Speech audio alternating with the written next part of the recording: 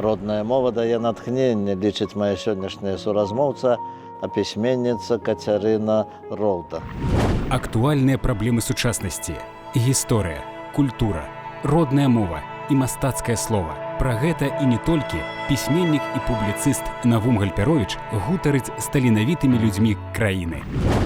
Кацярына, ну вось мы з вами знаёмы даўно, і практычна на маіх вачах ваша сталенне праходзіла, сталенне ў літаратуры.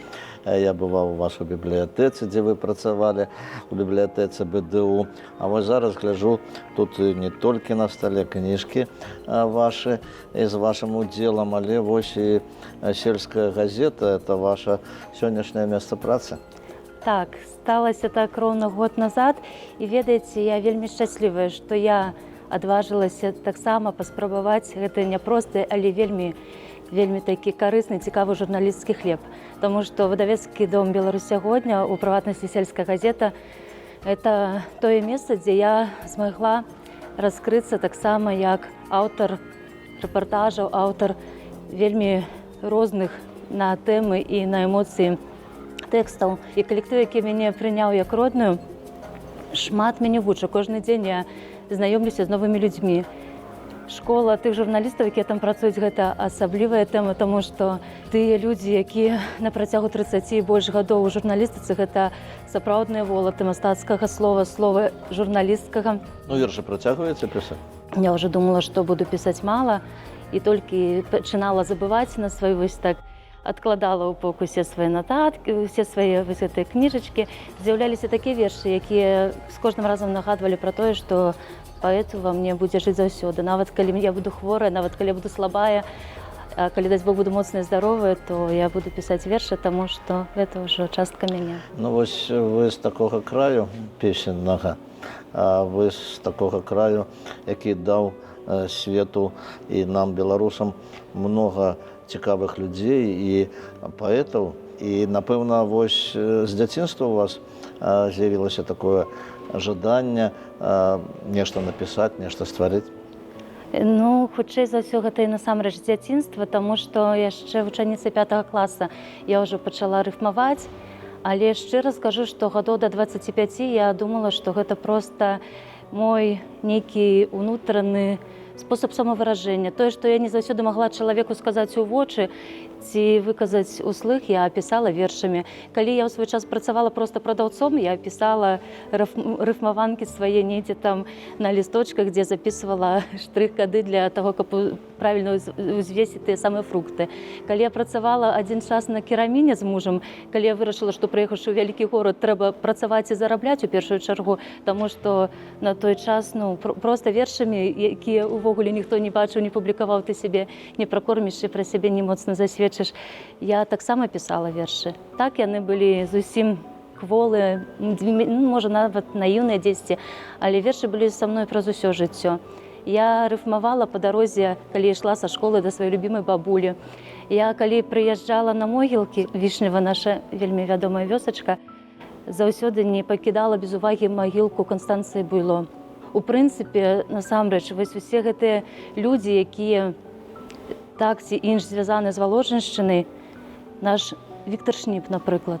Я падумаць не магла ў свой час, што я, хоць яго зямлячка, змагу пазнаёміцца з ім, паказаць яму свае першыя вершы, што ён як аўтарытэт іх ацэніць, дзесьці даць дзельную параду, і што праз час сам Віктар Шніп напіша рэкамендацыю мне на ўступленне ў Саюз пісьменнікаў Беларусі.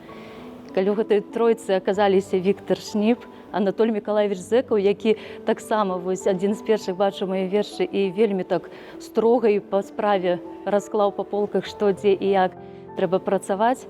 І сюды ж Міхась Павлович Пазнякоў, старшыня Мінскага гарадскога аддзялення Саюза пісьменнікаў, які правёў вось гэту школу жывых выступленняў, калі мы прыходзілі ў бібліятэкі, калі мы прыходзілі ў школы і маглі па 2, па 3 вершы літаральна прачытаць аўдыторыі. Усё склалася так, што для мяне проста гэтыя людзі, і не толькі яны, сталі сапраўднымі настаўнікамі па жыцці, і я ўдзячна і літаратурным сваім настаўнікам, і настаўнікам школьным, таму што настаўніца мая па беларускай мове і літаратуры Ганна Владзіміровна Садоўская, яна таксама, мабыць, яна і першая была, хто заўважыла гэты талент. Яна дазваляла мне пісаць сачыненні ў вершаванай форме, яна падтрымлівала. І зараз, калі я прыязджаю ў вёску, для мяне вялікае шчасце знайсці магчымасць забегчы і павітацца з гэтым светлым чалавекам, таму што праз веру блізкіх і праз падтрымку настаўнікаў у любым узросце яны нам патрэбны. Я хочу процитовать ваши радки. Мова жытнёвая, льняная, васильковая, бы ягодка суніцы сакавітая, ты смачная, гаючая, вясковая і важная, але крыху забытая. Гэта ваши радкі з вашага верша. Гэта мова, якая жыла з вами ў казках бабулі, жыла ў сям'і, жыла з дзяцінства. Так, яна жыла са мной з дзяцінства. Моя бабуля, я б не сказала, што вельмі шмат чытала мне, але настолькі шмат расказвала цікавостку на роднай мове. У яе была такая жывая гаворка, і ўсё, што я перанімала ад яе, я магла перанарадзіць у невялічкі і слабы, але верш. Я першай слухачкай, першым крытыкам лічыла яе і тых людзей, якія збіраліся некалі да аўталаўкі. Чакаць гэта была цэлая справа, уся вёска у нас у падворку, а каля дома крыжы. Усе чакаюць аўталаўку, і я магла смела зачытаць ім вершы. Я толькі з гадамі стала зразумець, што ўсе гэтыя прыступкі сталі для мяне асновай майго жадання пісаць на роднай мове. Ну вось ваши радкі, што крыху забытая, як успомніць? Калі нашы дзеці будуць чуць мову ад калыскі, так у мяне сталася з маім старэйшым сынам. Ён і зараз памятае, што я яму ўжо дарослым будучы, што я яму спявала незвычайную калыханку. Я яму напявала «Мой родны кут, як ты мне мілы, забыць цябе не маю сілы». І можа я выканаўца не вельмі важны, але ён это вельмі памятае, што вершы, якія пасля ён ужо вучыў класіку ў школе, матуля яму спявала. І яму яны запаміналіся лягчэй. І калі ёсць гэта павага з дому, а калі яшчэ пашчасціць з настаўнікамі ў школе, а калі яшчэ прыходзіць у бібліятэкі, а бібліятэкі зараз чакаюць сваіх чытачоў, можа нават больш, чым калі раней, таму што тое, што робіцца зараз для чытача у амаль што кожнай бібліятэцы, гэта вялікая справа. Гэта толькі чалавек, які не зусім, скажем так, не зусім паважна ставіцца да літаратуры, да мастацтва ўвогуле, можа сказаць, што бібліятэка зараз мала працуе. Я вось зайшла з бібліятэкі, я перайшла ў журналістыку, але клуб аматараў мастацкага слова клумба, якімі кіравала апошнія 5 гадоў, это для мяне другім домам застанецца на ўсё жыццё. І там моладзь, якая прыходзіла такімі ж сціплымі і, можа, у чымсьці нават неўмелымі, як я ў свой час, стварае цудоўныя рэчы. Яны пішуць цудоўныя вершы, прозу, яны пішуць артыкулы. Толькі пры мне ўжо было пастаўлена 7, а то і больш нават, напэўна, паэтычных спектакляў. Мы звярталіся і да твораў класікаў, і на ўласныя творы стваралі спектаклі. На белы ліст пасыпаліся словы, і кроплі слёз сарваліся нараз.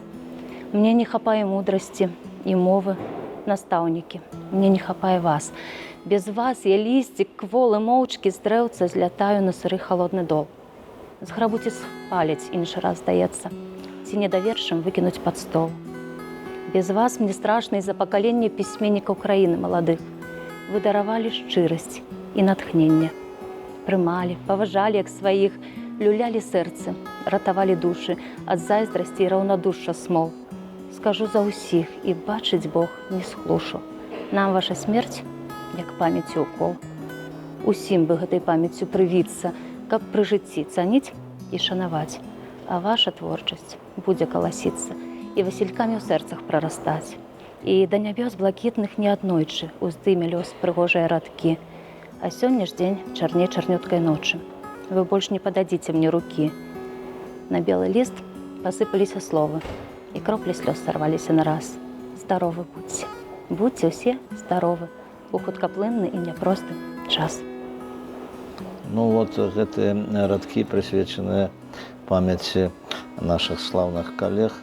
Это, конечно, признание у любові. І вельмі важна тое, што ёсць любоў, ёсць шчырасць, ёсць спагада. Вы маці траіх дзетак? Троих, так. Ну вот як мацярынскае шчасце, як вы адчуваеце тое, як растуць вашы дзеткі, як атрымліваеце вы ад іх зваротную сувязь? Я хочу сказаць, што вось быў у мяне перыяд такі, калі я даволі шмат ужо стала прыходзіць на аўдыторыі школьныя, студэнцкія, у бібліятэкі, і некаторыя людзі мне казалі: а ты сваіх дзяцей не забудзеш, бегаючы да другіх? І ў пэўны момант я спынілася, прыпынілася, думаю, а насамрэч, а ці хопіць ім матулі, калі матуля будзе шмат бегаць? І вось здарылася такое адчуванне, што я трошкі губляю баланс. Я стала менш выходзіць, стала больш перабіраць, ісці, не ісці, задумвацца. Але калі мне мае дзеткі сказалі у пэўны час: мама, а ты пойдзеш сёння выступаць у бібліятэку нашу? І яны таксама мною ўжо ганарацца, яны адчуваюць, што гэта патрэбна. І калі я чую водгукі людзей, якія прыходзілі на сустрэчу, і калі я з'езджу ў дом прыстарэлых і правяду гэту гадзіну з тымі бабулямі, ужо не маючы магчымасць абняць сваю родную бабулю, якую ў свой час мне так паверыла, то гэтай любові ў мяне хапае на маіх дзяцей яе яшчэ больш. І яны самі ўжо разумеюць, што ў іх матуля паэт, што гэта важна, што ў нас у пакоях ёсць паліцы з мамінымі кнігамі, што мама друкуецца на адных старонках з тымі, хто напісаў вершы і прозу ў іх падручніках, для іх гэта вельмі важна. І калі, памятаю, прыляцела Палінка моя да хаты і кажа: мама, гэта той самы Анатоль Зеркаў, які мне кніжку падпісаў вось гэту. Это былі такія шчырыя вочы, я зразумела, што ўсё правільна. І калі пішацца, трэба пісаць. Калі ёсць жаданне прытаіцца і проста правесці вечар з дзеткамі, я не пабягу, я перанясу сустрэчу. Я стараюся, перш за ўсё, не загубіць у сабе чалавека і матулю, жонку, дачку.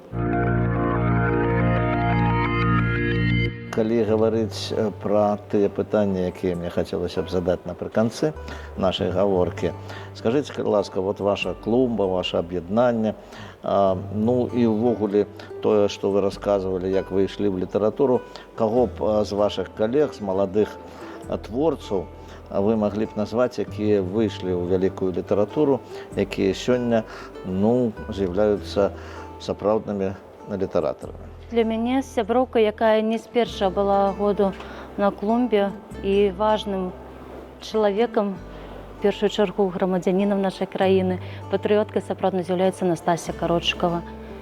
Яна хоць не настолькі шчыльна звязала свой лёс з літаратурай, але яна заўсёды ў працэсе, ў творчасці. Усё, што яна робіць, гэта для краіны ад душы. Я ўпэўнена, што у хуткім часе яна нас яшчэ вельмі здзівіць не толькі вершамі філасофскімі, але і цікавай прозай. Таксама для мяне надзейным сябрам стала Тацяна Купрыянец. Чалавек, у першую чаргу, чалавек ад душы.